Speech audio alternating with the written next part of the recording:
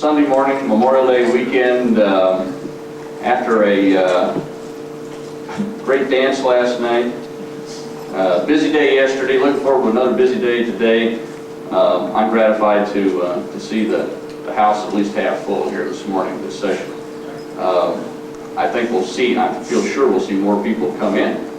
And for good reason, because this morning we have an outstanding speaker, and I know some words from Dr. Schmitt that will be very appropriate in this venue, and both the city and the subject matter that we're all here to consider in general space, and for most of us more specifically, how in fact we can put space as both an issue and as a direction in front of the political institutions of this country. Let me introduce our speaker. He is Harrison Schmitt, who goes by Jack. Jack has a varied experience as, I'll see if I can run out of breath here. I'm not going to read it all. Geologist, pilot, astronaut, administrator, businessman, writer, and U.S. Senator. I won't read it all, but there is a lot of good stuff here, and I want you to be as impressed with this man as as impressed as with his background and his expertise to tell us what he is going to tell us this morning, and has been talking to us yesterday and will continue to talk to us, I'm sure. Jack trained as a geologist at Caltech, as a Fulbright scholar at the University of Oslo and at Harvard University. Jack also has received his Air Force jet pilot wings, Navy helicopter wings, and has logged, eventually has logged over 1,600 flight hours. He was selected for the Apollo Scientist Astronaut Program, served as lunar module pilot for Apollo 17, and as this probably is the last audience I need to give statistics to, of course, but just so we all know, it's on the record, was the only scientist to go to the moon, and was one of the last, of course, one of the 12 men to step foot on the moon, and the geologist who explored the Taurus-Littrow Valley. Jack later then went on to fulfill a personal objective of his to politics and service in politics, and served in the United States Senate representing his home state of New Mexico. There, that is here, in the Senate, Jack served the Senate Commerce, Banking, Appropriations, Intelligence, and Ethics Committees. He was chairman of the Senate Subcommittee on Science, Tech, and Space, and of the Senate Appropriations Subcommittee on Labor, Health, and Human Services and Education. Today, Jack consults, speaks, writes on a wide variety of subjects, and here I know I'll run out of breath. Just go through the thesaurus for disciplines, public service disciplines, technical disciplines, and you'll see, well, take about half of that list of human activities, and Jack consults or writes on those things with knowledge, with experience, and with intelligent argument and ideas. And oh, by the way, Jack, another thing I can fault you on is your biography doesn't say you're a member of the NSS Board of Advisors. But he is, and we're proud to have him.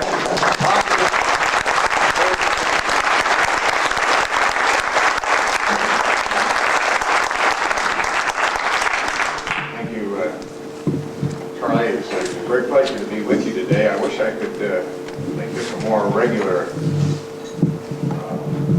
visit, and I will continue to try to do that. Unfortunately, I decided to be an independent consultant some time ago, and the institutional support for that is not very high, as some of you I'm sure know also. I can't help every time I hear a biography and somebody mentions the Senate Ethics Committee, that isn't the type of oxymoron. We did, at least in this day and age, we did have a Senate Ethics Committee that functioned quite well at one time. Many of you knew Adlai Stevenson, and he and I not only shared that duty, we shared the duty of running the Science, Technology, and Space Subcommittee for many years. fact, you ought to try to get him more deeply involved in our activities. Charlie, I understand it's a random thought at that moment. And I think he'd be willing to do that. I have three purposes with you today. One is to try to develop a very brief summary of a rationale for a campaign for space. Two, to outline in broad detail what such a campaign might consist of, and then take some question and answers. I'm sure there'll be time for that. The United States space policy, since the Apollo era, has focused on gaining routine access to nearer space and on completing the first-order exploration of the solar system. Communications, Earth monitoring, astronomy, defense, microgravity research, and comparative planetology, of course, have benefited greatly from this concentration of resources and effort. The absence of longer-term ideas and a longer-term vision in U.S. space policy, not in the public at large, but in space policy, has limited both the benefits and the political appeal of space activities, much to the frustration of many of its advocates, and I'm sure many of you in this room. This frustration may stem from the intuitive feeling that long-term benefits to humankind stemming from the exploration, utilization, and settlement of space loom so large and so obvious that everyone, particularly politicians, should fall all over themselves just to make space happen. Look at what space has to offer future generations, and this is not an all-inclusive list. Personalization and integration of global communications through fixed and low Earth orbit satellites. Monitoring of the global environment and threats to that environment at all appropriate scales through ground, air, sea, and satellite sensors and low Earth orbit data relay systems. Access to Earth orbit with its microgravity research, manufacturing, and educational opportunities. Protection of the global atmosphere, biosphere, through the use potentially of resources from space. We'll talk more about lunar helium-3 in a moment. Settlement of Mars with the intended benefits to terrestrial technology, climatological understanding, evolutionary perspective, and species dispersal. Initiation of a galactic presence for humankind, and the stimulation of educational enthusiasm in all future generations of young people. Unfortunately, benefits which, quote, loom large and obvious, unquote, to us do not play in the re-election coalitions of today's politicians, nor do they play in the job descriptions of most political appointees. There may only be one. Even in the current throw the rascals out atmosphere, the issue of space does not appear on the national debate agenda, nor will it appear soon without radical new approaches by its advocates. Let me suggest steps necessary to place space firmly on the national agenda within this decade of risk and opportunity. That is, lay out the basic political elements of a successful and enduring campaign for space. The overall political backdrop against which a campaign for space would be performed during the 1990s and the early decades of the third millennium appears to be coalescing into three major themes: empowerment of people, stewardship of Earth, and indeed settlement of space. Political debate concerning empowerment has been part of history for thousands of years, and knowing the human spirit, probably long before. Today and into the future, empowerment of people involves finding an acceptable societal balance between individual freedom and individual responsibility. For example, education constitutes possibly the most critical single issue within the theme of empowerment. Those who see government as facilitator for preschool, elementary, and secondary education will tend to favor the creation of an environment of parental choice. Those who see government as the provider of education will tend to favor both the establishment of federal standards and the commitment of federal financial support. Either way, space will remain a significant motivating force as students and teachers face tremendous challenges and opportunities to reinforce the most important human foundation upon which the future rests: education. Political concerns about stewardship began to appear early in this century, but sprang full-blown into public consciousness only after World War II. Exploding populations, nuclear energy concerns, and the Apollo views of Earth helped to thrust environmental issues onto the world political stage. Stewardship for the future embodies not only protection of Earth, but improvement of the human condition on Earth. Likewise, energy makes up the most significant component of the theme of stewardship of Earth. The basic justification for a sense of urgency with respect to energy lies in the provision of abundant and environmentally acceptable resources for the Earth. The need for an alternative to fossil fuels for the generation of electricity increasingly will become a global imperative. Strong evidence now exists that the ever-increasing and largely indiscriminate use of fossil fuels contributes significantly to the current rise in carbon dioxide in the atmosphere. Although the ultimate response of the Earth and of its climates to this buildup remains unclear, prudence clearly demands that we find acceptable alternatives to fossil fuels as quickly and as technically and economically feasible. If nothing else, the value of fossil fuels as fossil chemicals, their value to the feeding of increasing billions of people on Earth will overwhelm their value as sources of electrical power. Although each technically, economically, and environmentally acceptable alternative to fossil fuels will find future niches depending on local circumstances, either here on Earth or in space. The use of helium-3, a light isotope of helium, as a fuel in clean and inherently safe fusion power plants, will have many environmental advantages.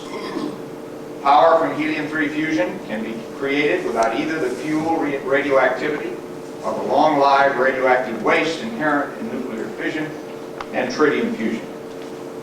For those of us concerned about environment, energy, and opportunity, and of space, of course, lunar helium-3 and fusion power utilizing lunar helium-3 offer the technical opportunity of doing more than just monitoring the deterioration of the Earth's environment.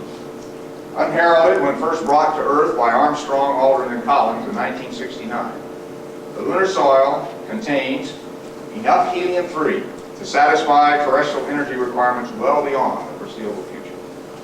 1 metric ton of helium-3 has an energy equivalent value of about $3 billion, relative to $21 a barrel crude oil, about today's price. And about 25 tons of helium-3 would supply today's annual electrical power requirements of the United States. Economic values and potential demand at these levels should get your attention and the attention of industry, even if helium-3's environmental potential does not. As access to space near Earth became relatively routine in the 1970s, the theme of settlement of space moved from the pages of science fiction to the speculations of futurists and the reports of strategic planners. With President Bush's Apollo 11 anniversary speech on July 20th, 1989, settlement moved beyond speculations and beyond reports into national policy considerations. Unfortunately, little has happened to build upon the President's good words. Nonetheless, settlement of space has reached a position of national visibility and historic visibility, not unlike that reached by stewardship during the 1950s.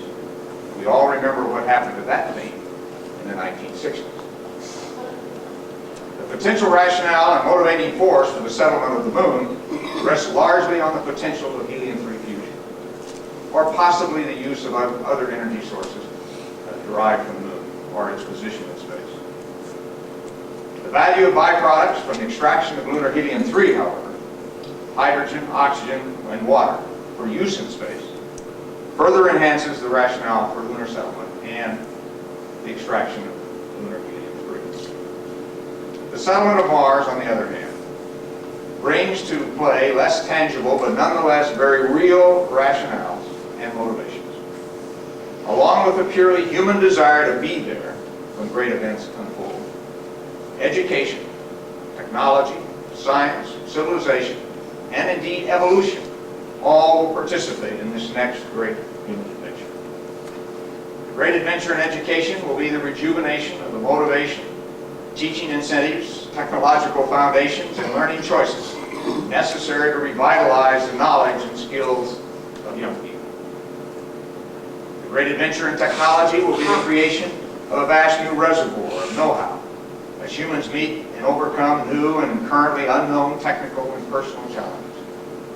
The humanitarian as well as the economic value of this reservoir of technology will be as immeasurable as that which resulted from the discoveries of Columbus, the Louisiana Purchase, or even of Apollo. The great adventure in science will be the hands and knees search for fossilized life forms that may have evolved 3.5 billion years ago, contemporaneously with early one-celled life already known as fossils on this Earth. If found on Mars, such fossils will give the answer to one of the deepest of philosophical questions. That is, life on Earth is not just some cosmic accident. The great adventure in human civilization will be the perpetuation of the institutions of freedom. The challenge of new frontiers in space will reinforce, I believe, these institutions as they were reinforced when challenged by the American frontier. And the great adventure in human evolution will be the establishment of self-sufficient enclaves of our species on the first stepping stones into the universe. These planetary harbors will lead to a permanence as a species, whether or not life exists by cosmic accident or by cosmic design. Benefits flowing from accomplishing the objectives of the settlement of Mars give strong philosophical and scientific foundations to a campaign for space, as do the objectives of taking care of this home planet. The immediate objective of a campaign for space, however, comes down to making space a competitive issue in the national policy debate. Modern politics, for better or worse, has become special interest politics. The more special interests we can create, the less it will be special interest politics. Relatively well-organized special interest groups, sustained by strong biases, beliefs, or economic demands, drive most political action or inaction. Special interest groups with well-structured and active grassroots political organizations stand out as the most politically influential. Groups that come to mind most readily as special interests with the political power to potentially influence the outcomes of reasonably close election contests include organized labor, environmental groups, right to life, right to choose interests, gun control and gun ownership antagonists, retirement and health security advocates, and minority and women's organizations. The organizational objective of such groups consists of reaching a critical mass of local political activists that can demand the attention of an influential number of congressmen, senators, and political appointees, as well as potentially candidates for president. This critical mass for a competitive election contest normally comprises a few thousand political activists per targeted congressional district.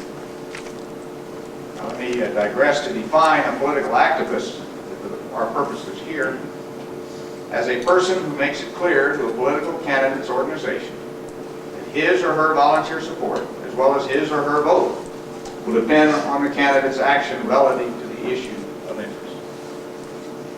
The directed development of the critical mass of political activists in a campaign for space would use many of the same, quote, campaign, unquote, techniques required to develop a critical mass of supporters for a competitive political candidate.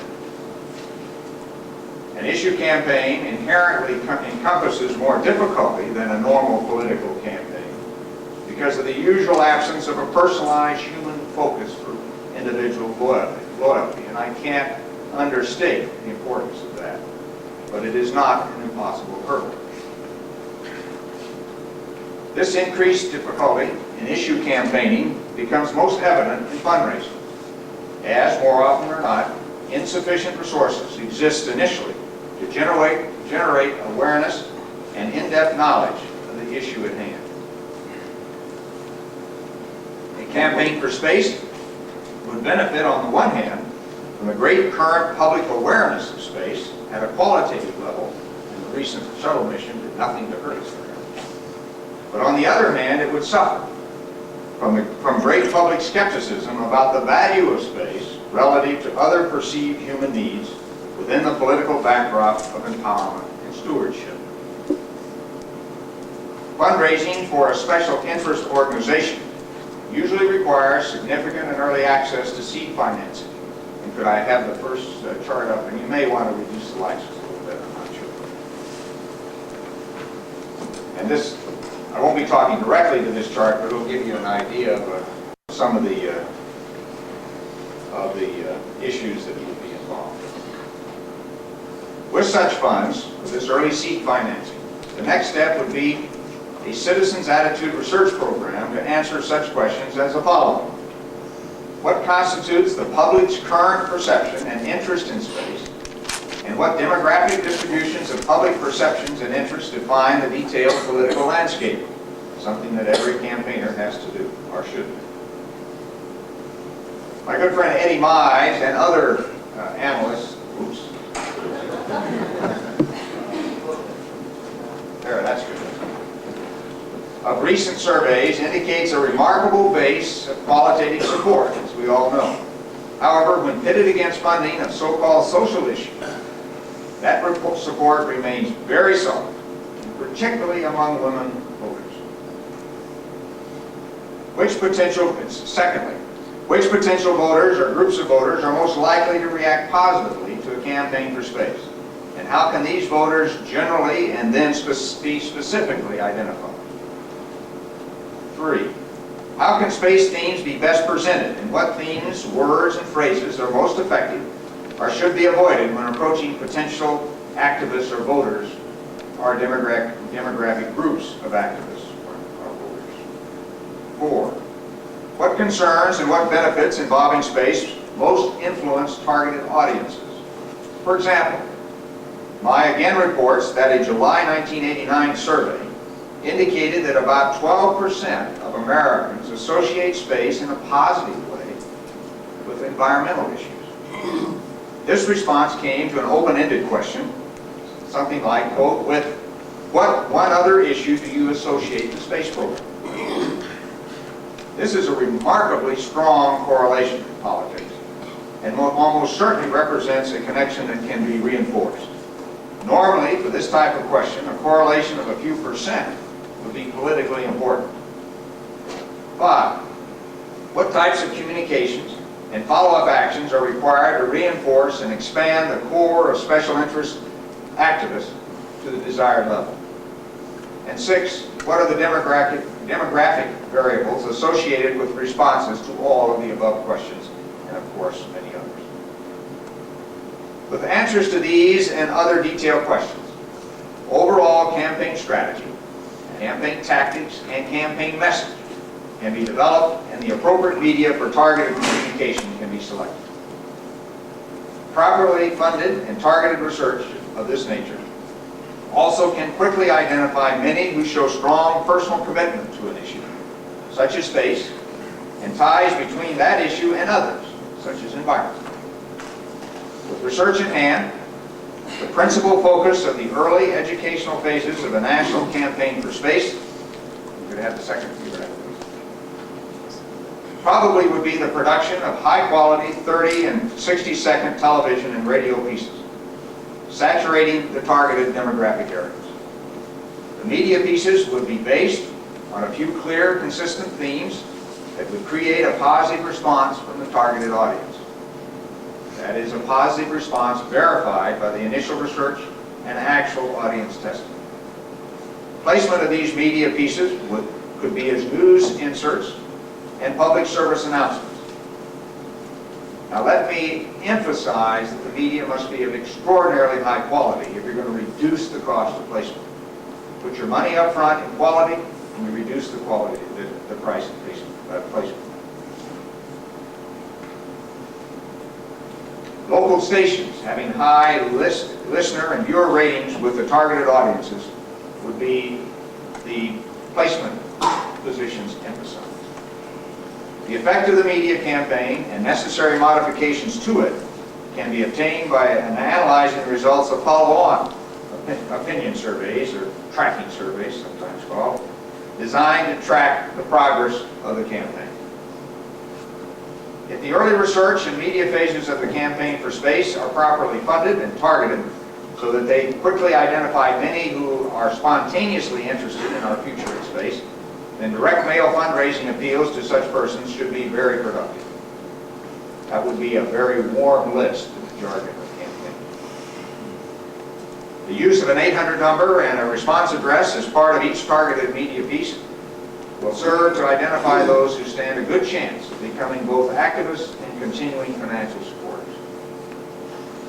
Now the political phases, the outright overtly political phases of the campaign, what I've talked about before can be packaged as an educational campaign. But the political phases of the campaign for space would also be based on locally placed quality media pieces. But they would be expanded to include direct contact with local newspersons, producers, and editors, as well as appropriate local community organizations. At this point, I should also emphasize mobilizing students to be part of your campaign for space is extremely important. Students are excellent campaigners in any political environment, and particularly for an issue of this kind. Surrogate campaigners, well versed in the issue, should have been identified and trained to present the themes of the campaign to various audiences and to recruit additional activists. Anytime you have an audience, collect their membership list. And then have volunteers look up their phone numbers and addresses. Great way to expand your list, both mailing and otherwise. As activists join up, they must be asked to act even before a critical mass has been identified. Don't let them get away. Nurture was the word we used yesterday. Otherwise, they will drift away from this cause. In addition to being asked to contribute through appeals for funds, these activists should receive more information on space and the campaign's themes, be asked to recruit new activists, be encouraged to seek out potential candidates supportive of the campaign for space, and be mobilized to contact their elected representatives on specific legislative actions related to the campaign's themes. As election campaigns start to be organized, activists would be encouraged to become part of the campaign organizations of candidates who have committed to support the goals and objectives of the campaign for space. The level and depth of involvement, of course, would depend on the experience, time, and resources of each individual. The Campaign for Space organization itself should remain independent of any specific candidate in order to continue to raise and expend funds on behalf of all appropriate candidates.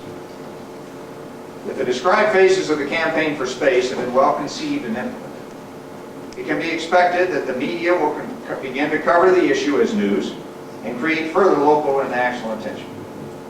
This increased coverage and questions from the media cannot help but further sensitize elected and appointed officials and political candidates and contribute to placing space high on the national agenda.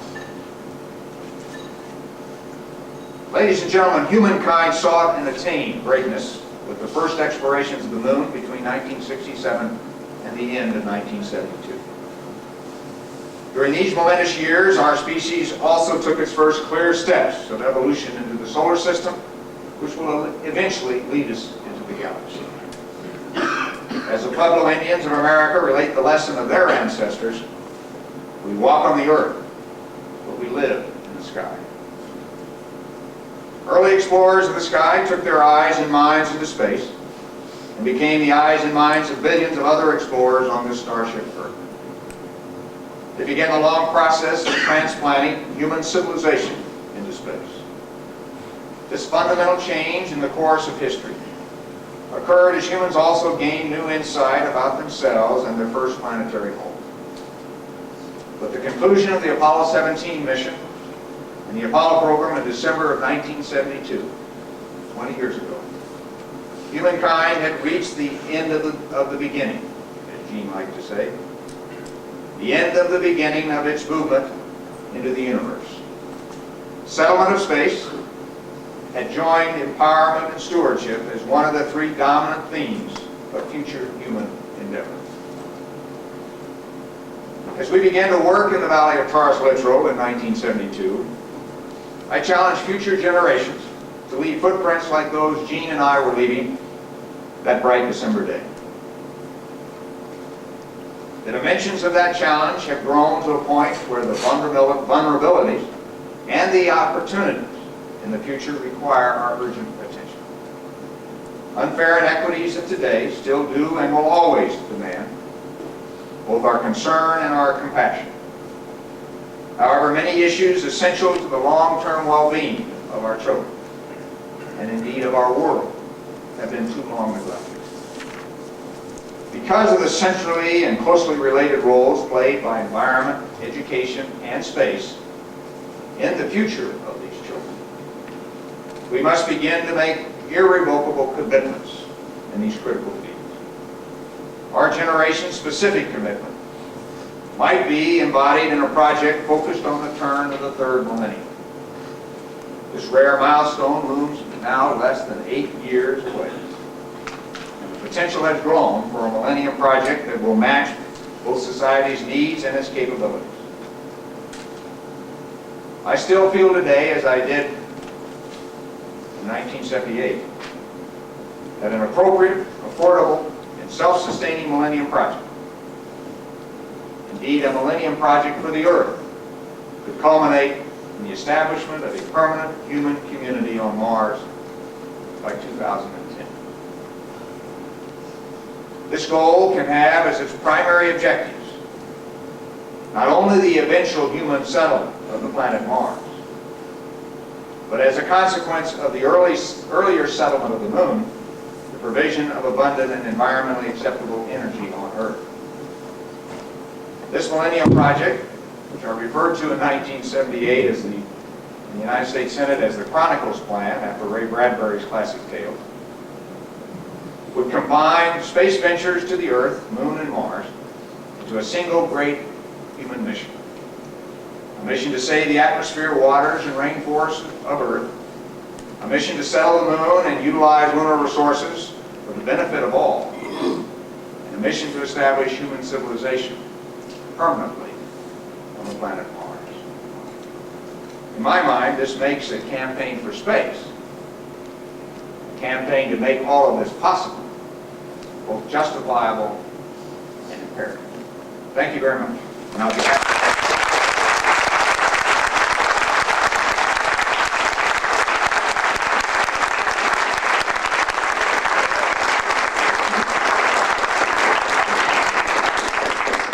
As someone who's seen space from many different angles, I wonder how you break the chance with the current reform effort is that. I mean, will the bureaucracy and those who have vested interest in the current programs block Dan Goldman's efforts? I think that's entirely dependent on Dan Goldman, how hard he works at it, and how persistent he is. And if he mobilizes those people in the agency, and there are plenty, who believe that, as you have implied in your question, the agency needs to be streamlined, it needs to focus its efforts, and each center needs to be focused, and to get on with doing the kind of jobs that you can already get started, well started within the $15 billion, $14 billion that NASA is going to have to spend for the next year or two. We're still operating the Apollo overhead, and that's one reason why we don't get a great deal of bang out of our butt. Probably the overhead actually may be more. That's a tough analysis to do, but it can't be much less because the same number of centers exist. And if you include contract employees, I think there are more employees in NASA now than there were people in the college. Yes, sir. You laid out a budget, a lot of other stuff here. How do I contribute to and help? Well, we got to figure out how to get, and frankly, that was a part of our discussion yesterday, and whether the NSS and Space Cause and other organizations can figure out how to focus their resources. If you believe this is what you ought to do, and I do, obviously, I wouldn't afraid to talk, then you got to concentrate resources. The resources are there. Now, to get this thing started, begin to develop your list, develop your message, do your research, and it's just that's a decision you have to make. You have to decide what you're going to do. What's your priorities, and we all might have, I'm sure, would have a different list of priorities. And we probably have a different theme, set of themes. I'm just giving you the theme that my 20 years or so of looking at this suggests to me is the most viable. But that's a decision that you have to make based on your research. What sells? That you still can justify rationally in your own mind. But that's really, I think, a debate we have to have within the community.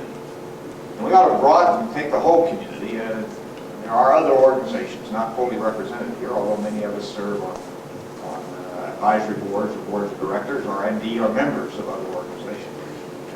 But we need to get on with that process to figure out what it is that is really important to us right now.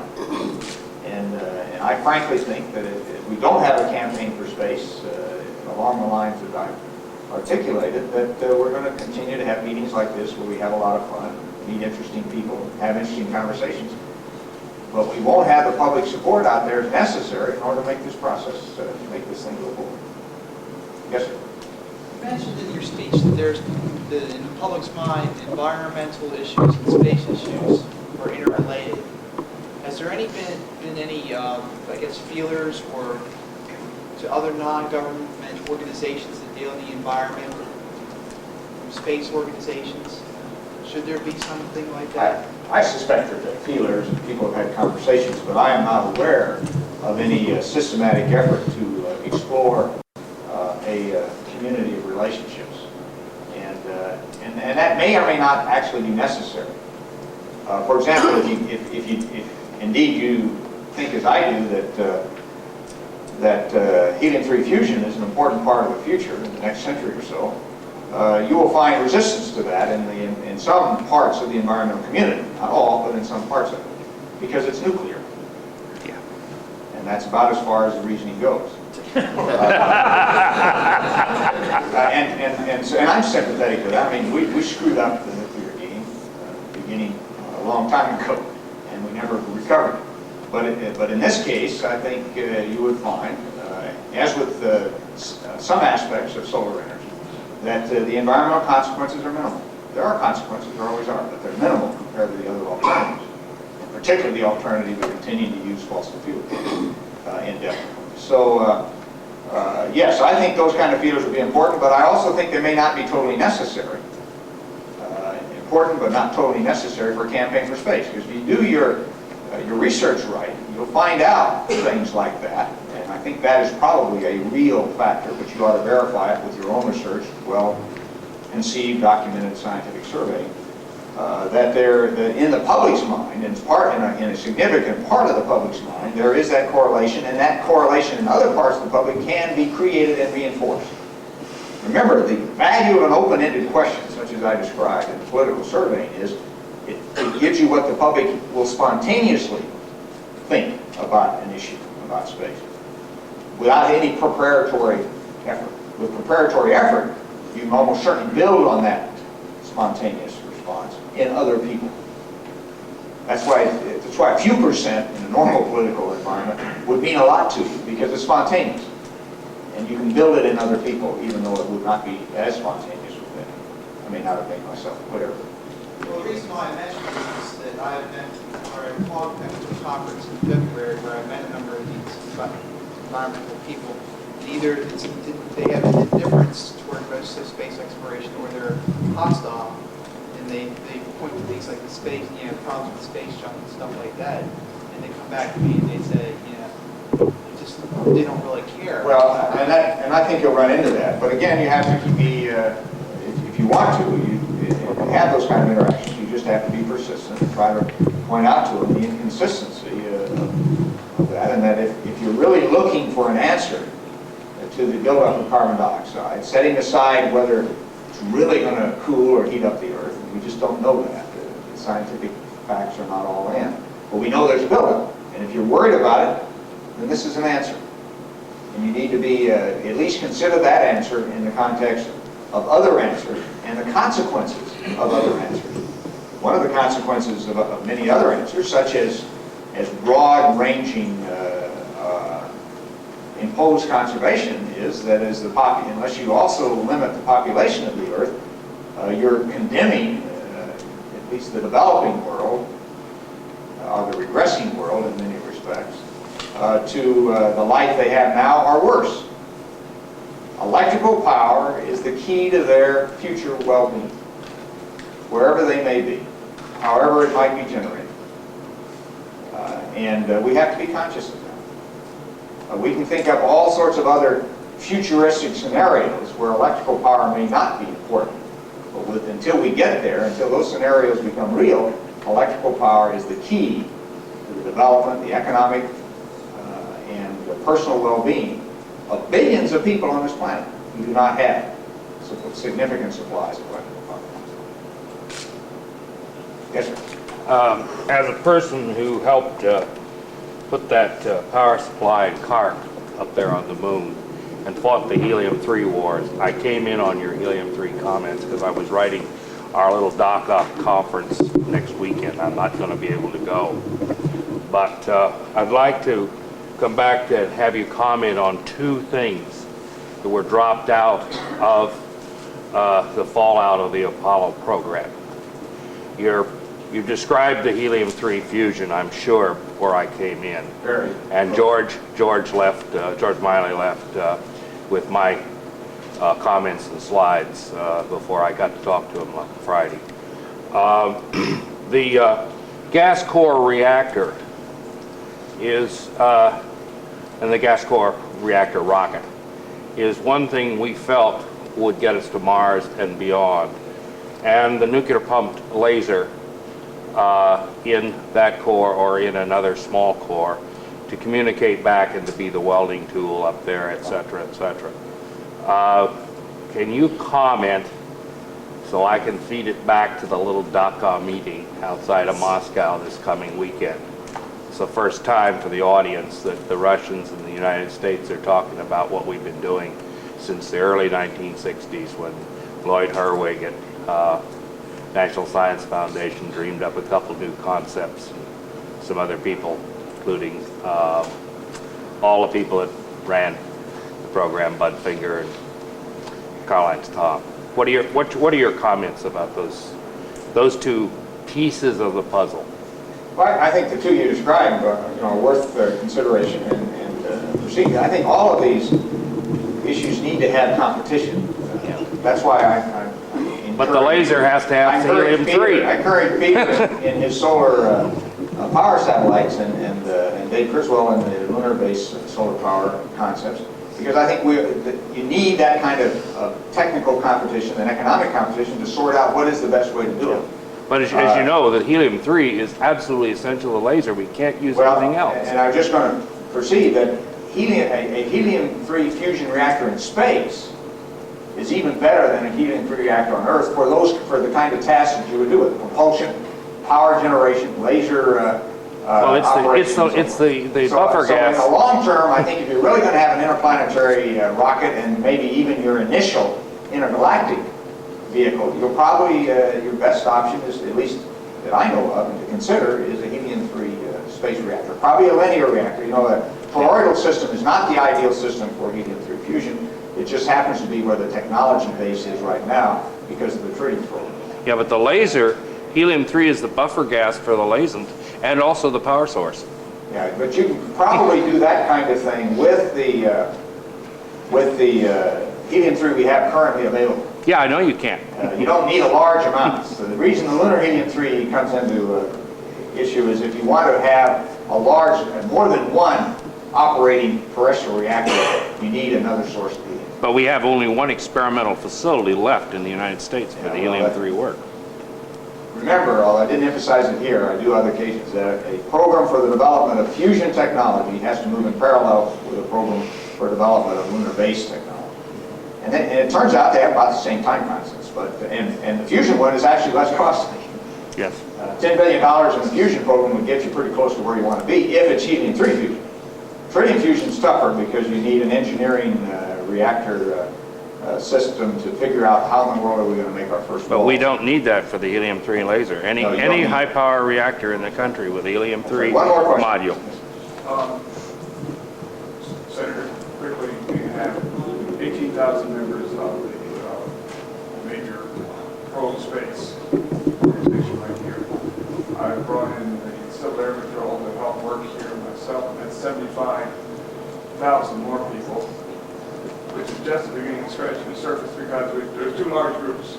We have not given women a chance to join into the basic thing of saving the planet. Women are best at saving us when we get our tushes out too far. Secondly, we have the thing that we keep forgetting that we die, and therefore, if we don't put a youth program and save what's left of the young astronauts and get a science towards the saving of our planet.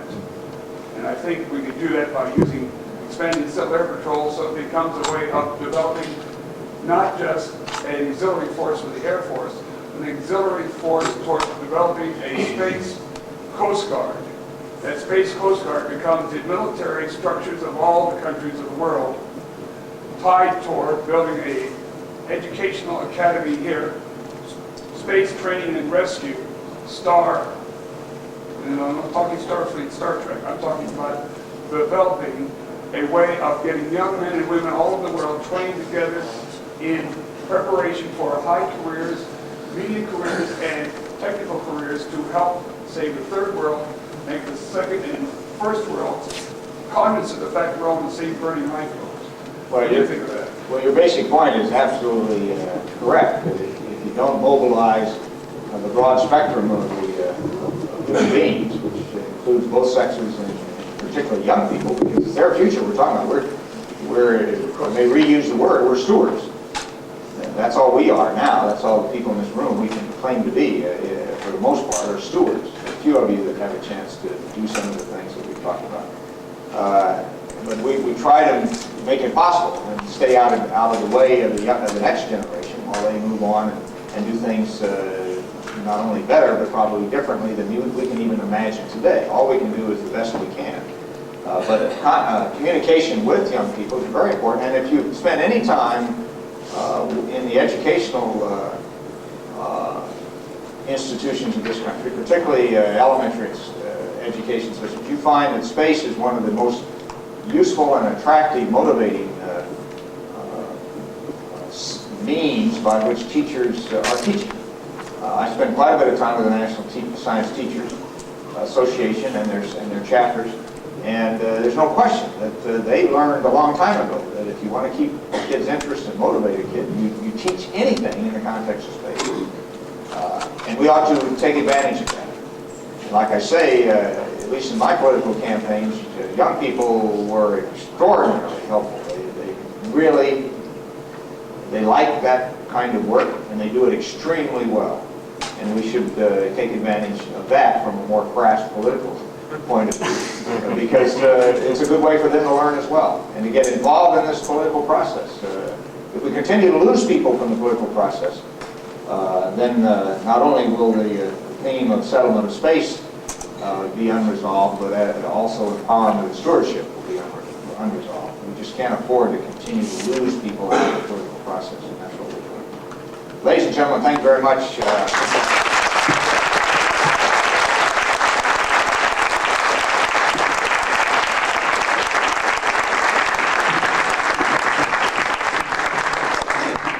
Jack, thank you very much.